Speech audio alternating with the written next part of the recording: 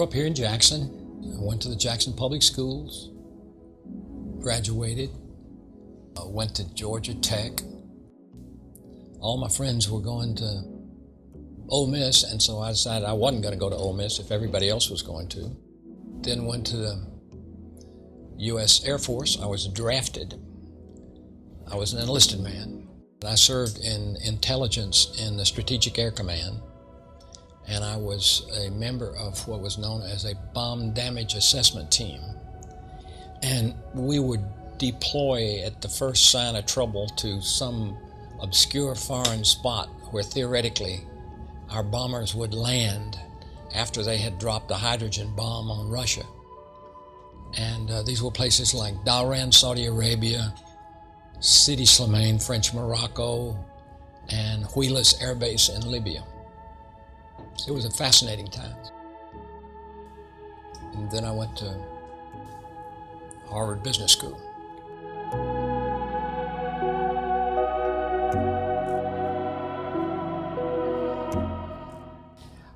I got a true education as a recent college graduate from Georgia Tech.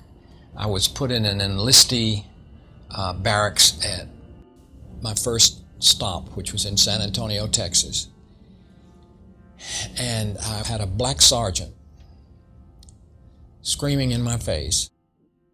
And I had these gentlemen who were Puerto Rican that were in my barracks. And for a little white boy in 1954, this was a stimulating experience. And it affected me from that day until this, and I think all for the positive.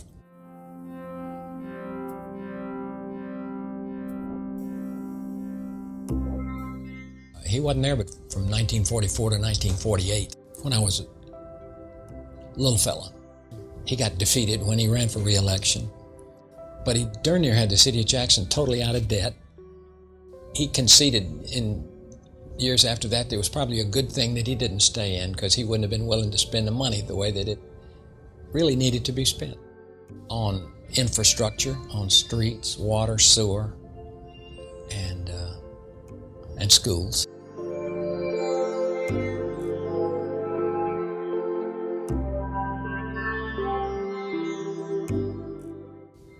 When I was at Harvard Business School, a good buddy of mine who was from Boston invited me to go with him one evening over to the Harvard Law School to hear Thurgood Marshall speak. So I said, okay, I'd like to hear what the guy's got to say. And I went over there, and after the experience I'd had in the military with my sergeant, which had helped me broaden my thinking a lot, Thurgood Marshall had a very significant impact on my thinking, because he was very logical. I mean, this is a lecture at the Harvard Law School. This is not somebody haranguing you. And it was a very powerful argument. And I came home and initially decided to get involved in politics. And so I was a Democrat. Everybody was a Democrat, except for a few of my buddies. And when I got to the district meeting down in the courthouse in Raymond, and I looked around and I listened to what everybody was saying, I said, this ain't my crowd. This was when Ross Barnett was in his heyday.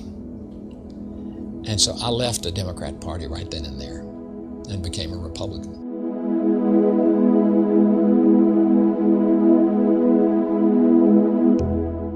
Well, I was getting my career started. I was a securities salesman.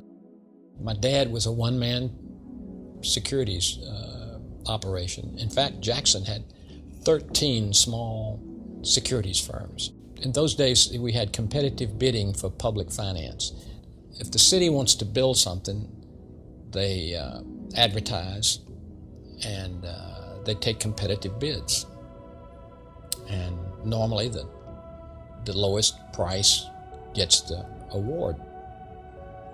But they don't do that anymore. The state legislature, they changed the law, and they made it where you now negotiate these things. I much prefer the competitive bidding situation. I think the public's interest is best served on a competitive bid basis, and I don't know of any reason it should be otherwise. You're not going to start negotiating the purchase of gravel by the counties. I don't know why we should do it any different on public financing. You normally come out better if you have competition for whatever it is you are buying or whatever you are selling.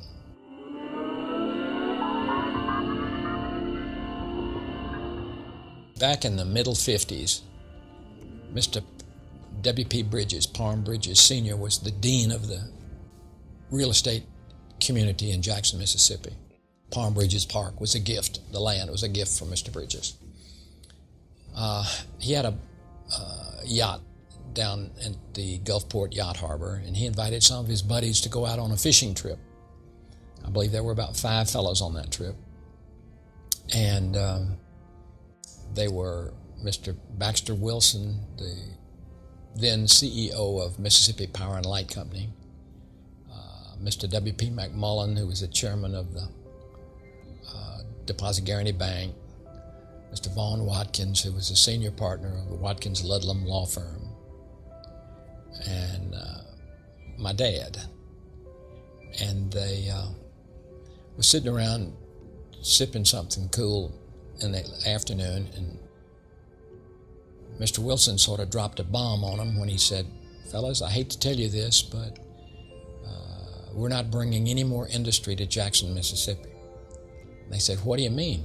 Because about these years, we were really attracting a lot of manufacturing operations to the Jackson area. He said, "We got a problem. We don't have enough water." He says, "If you notice the last 2 Augusts, you've been restricted on watering your lawn because the Pearl River has just dried up both times. And we simply can't offer a new industry a guaranteed source of water. Well, what are we going to do about it?" And Mr. Wilson explained, "Well, we have 2 options. One option is we can put a pipe over to the Big Black River and pipe it over Jackson." Well, how much would that cost? That cost about $25 million. Well, what's the other option? Well, he said, there's a place up here on the Pearl River around Mule Jail that we could build a dam and create a reservoir of about 30,000 acres. Well, how much would that cost? Well, that would cost about $25 million also. And as one, they said, "That's no decision. You can't fish in a pipe." They divvied up the jobs. My father was given the task of how do we design the financing package that'll make this thing work. And I was just getting out of school at the time, so I did a lot of the grunt work on that project. 4 years later, you could water ski on that body of water. I mean, that's one project you could not build it today. The Corps of Engineers and the environmentalists would stop you. No way you'd get that thing built. And I've watched it over these decades become the real asset to our entire area that it really is.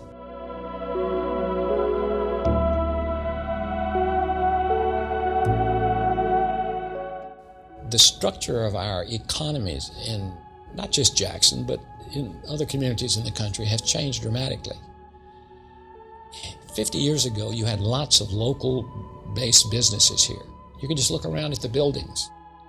Looking at Standard Life building over there, Lamar Life, Mississippi Valley Title Insurance Company, Deposit Guarantee Bank, Mac Ray's, Jitney Jungle. They're all gone. They're all gone. Now we have branches of somebody else, particularly in retailing. A few years ago, I remember picking up a magazine in Dallas at the airport, D Magazine, a local magazine, and the caption on the front of it was, "Dallas, City of Wimps." And it was bemoaning this same thing in Dallas. We're not unique in this. And so what we're still trying to figure out, in my opinion, is how do we do this deal? In the meantime, we really are putting more emphasis and more responsibility and more power in the hands of elected public officials. And they frankly don't have the background and experience that business leaders have had of really making something happen.